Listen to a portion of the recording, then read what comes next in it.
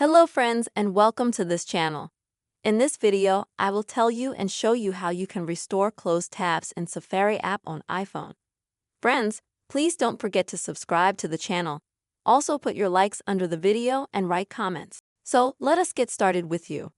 And first of all, friends, open the Safari app itself. Now, you'll need to go into the tabs. To do that, click on this sign at the bottom of your screen. And if you see that you have one tab left, you've cleared everything, or let's say you cleared the tabs by accident and now you'd like to restore them. To do this, you will need to click on the plus sign on the bottom left and hold.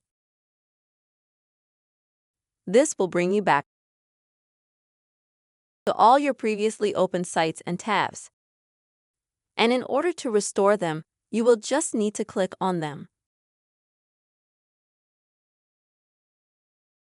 So, repeat this action until you have set all the tabs you need in your list.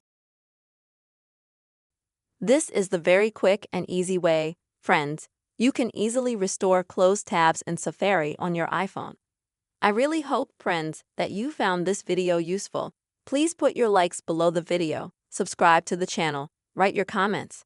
Bye-bye.